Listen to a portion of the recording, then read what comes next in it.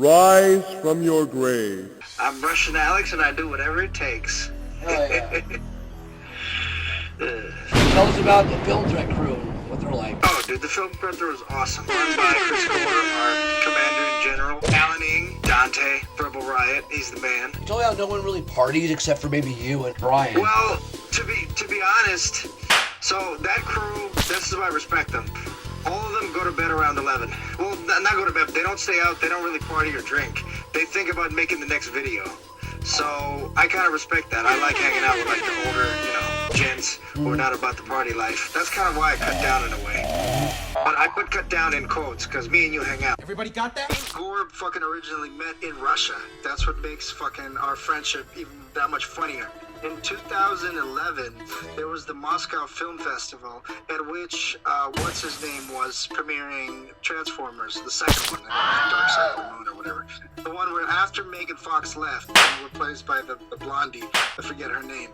So, we're doing a junket, and I was working as a translator for the Russian light grip and whatever you call it. Because a friend of mine he works in different film productions and setups on the Russian side. So he invited me because, I speak good English, obviously. Well, duh. It was for NBC Universal, for Entertainment Weekly or Entertainment Tonight. Whatever. Like, can you recommend some fucking ballet or some places to go to in Moscow? You know what? I would love to, but I'm from fucking Glendale. And then I start talking to Jim Vavida on one of the buses because the bus rides from like the Ritz-Carlton / actual festival setting take forever. Russian traffic is insane. Like I literally told people, if you gotta pee, you get off the bus, go use a public restroom, and then come back. The bus is not gonna move. Anyways, I was talking to Jim Vavida, who's a critic for IGN, because he did this really awesome fucking review of The Watchmen, where he basically said, like, the movie's awesome, the book is obviously awesome, but they should have never changed the ending, because in the book of The Watchmen, everything is blamed on the alien. In the movie, everything is blamed on Dr. Manhattan. And Russians would have been like, wait a minute, Dr. Manhattan's still American. Fuck off. We're not going to shake hands. The Russians would have still attacked America. It wouldn't have. The book ending just made more sense. Anyways, I'm picking David's brain because there's a lot of other reviews I agreed with him on. And he's kind of getting annoyed with me a little bit. But he's like, all right, you're a gamer guy. Let me introduce you to Gore. So fucking, I meet Chris Gore, and I didn't realize he was there out of the same group. And we fucking started hanging out, talking, drinking, just fucking nerding out back in 2011, mind you. Wow. Did like street interviews, and fucking ever since he came back, I lived in Europe, but we always kind of stayed in touch after that. But yeah, dude, it was I'll repeat myself. Transformers junket at the Moscow Film Festival in 2011. I got to talk to, what's the fucking director everybody makes fun of that did the Transformers movies? Michael Bay. Michael Bay. I mean, he did The Rock. I love The Rock. But all of his other movies are fucking corny. You know that song by the Divinal, I Touch Myself? He directed that music video. Yeah. And also, the Gut Milk commercial? And now let's make that random call with today's $10,000 question. It's a tough one. Who shot Alexander Hamilton in that famous duel? All right, let's go to the phones and see who's out there.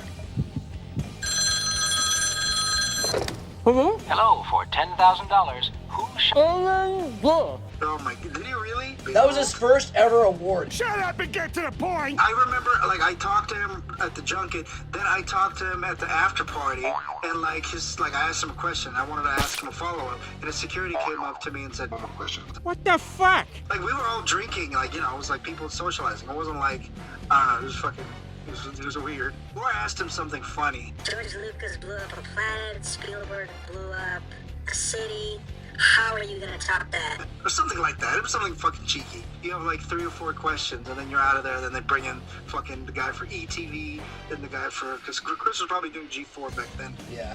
Saw his documentary. I contributed money to his documentary. I'm in the credits. That's how we bonded, because I was like, bro, I used to see you on Attack of the Show and fucking with what's his name, Sessler or whatever, the review show they had. Libtard Shill, who ruined G4 by hiring that. I don't know, man. They tried to fucking resurrect G4. They didn't even reach out. I'm not gonna speak on it. It's my. You know what I did? You know what I did?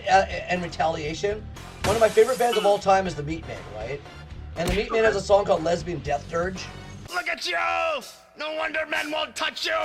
Check this out. Yep. So I was in Vegas, in line at the meetup, and I was in line to grab a beer, and I heard a conversation that literally me and you had about fucking who's the better Scott brother, and then a listing of fucking Tony's movies: Crimson Tide, True Romance, Top Gun, Days of Thunder, the NASCAR movie. Mojo here in spirit.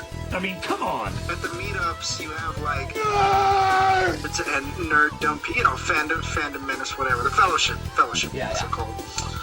Coming from all over the goddamn fucking country just to fucking stand in line and meet Gary. And mind you, I barely got to talk to him because he had a 3-hour line of fucking out the door of the bar. And then when I did get to talk to him, Hey, let me tell you my life story. What the fuck are you talking about? Tony Scott was the shit. Have you heard the Tony Scott test? It's when you watch both Last Boy Scout I have seen Last Boy Scout, but it's been a damn long time, but it was a good movie. and True Romance. Oh, I haven't seen it for real. Oh shit, okay, so we're talking about two different things. Yeah. The Tony Scott test is when you watch both those movies, you figure out which one you like better just by default. But why? Why would you do that? Why would you do any of that? Because, they're both directed by Tony Scott, right? The one's written by Tarantino, and the other one's written by Shane Black. This came out, 90? And one thing I've learned about Shane Black over Tarantino and vice versa is Tarantino knows how to write very good antagonists, but all-right protagonists. And Shane Black's just the opposite. Yeah, he has awesome protagonists, but all-right antagonists. And Last Boy Scout, you are rooting for Bruce Willis and Damon Wayans. Like, the only bad guy who really stands out in that entire movie is Milo. Not him and the dude that Bruce Willis breaks his fucking neck, breaks his nose. Yeah. Kim Coates. But no, the thing I wanted to say, I recently, because Gene Hackman passed away, I recently watched Crimson Tide. Or what about one Enemy of of my the State? favorite Tony Scott movies. And Quentin Tarantino supposedly wrote the sequence at the end where they're talking about the black Clydesdales. Supposedly that scene is why Denzel never wanted to work with fucking Quentin again. So I watched that movie, and mind you, that story that the U.S. Navy kind of tried to distance themselves from, that story is actually based on a Russian submarine that was going on during the Cuban Missile Crisis, because we also have, the captain, the XO, and the KGB political officer, and all of them have to agree to launch nukes. The extreme always seems to make an impression. And the Russian submarine lost communication because it was hit, a seismic charge or Whatever. and the captain was like, dude, I'm not fucking launching nukes and starting World War III because American ships are out there. And I'm trying to remember his name. I can't remember his name right now. But he disagreed with the KGB officer and the XO, and you have to have unanimous to launch nukes. And he was demoted. He became an XO. Later, he was stationed on the K-19 Widowmaker, which was another incident that saved the world from World War because, they had to launch nukes, but they didn't. And he was played, that character that Liam Neeson played in K-19 is based on the same person who I guess it was Denzel Washington. What's your thoughts on Hunt for Red October? Speaking of Russian submarines. I mean, I love Sean Connery. Yeah. Most movies where Russians are portrayed are corny to me. They're funny. You know what I mean? But I like the Hunt for Red October. I love fucking Sean Connery. Scott Glenn is great. Yeah. Here we go. Historical parallels. Crimson Tide parallels the events that occurred during the Cuban Missile Crisis on board Soviet submarine B-52, with Denzel Washington's character reflecting Soviet. Okay, my mistake. The Soviet guy was also an XO. Vasily Arkhipov. That was the name of the fucking XO on the Soviet submarine who did not agree to launch nukes. In a sense, he was responsible for saving the world. Because in the context of the Cuban Missile Crisis, if an American carrier would have been taken out by Russian fucking missiles, that would have sparked an incident that would have, enveloped the world in nuclear holocaust. So, intense. Intense material Tony Scott worked with. Oh yeah! Speaking of Russian, have you ever listened to the Red Elvises? I do like them. They're like the fucking Russian Sublime, but more like a bard band. There's a lot of Russian bard bands, man. One of our And the Red Elvises are still playing out. They're no longer the Red Elvises. Now it's Igor and the Red Elvises because the rest of the guys just did their own thing. I'm remembering now because when we had this conversation, we were both severely inebriated. Well, no shit. Either we were after hours or we were at LA Comic Con, one of the two. No, it was after hours. But yeah, Red Elvis, I got my parents heavily into them. They love that band. Get on with it. Yes, get on with it. The way I first found out about them, Six String Samurai. What if the Russians bombed America first, right? Mm-hmm.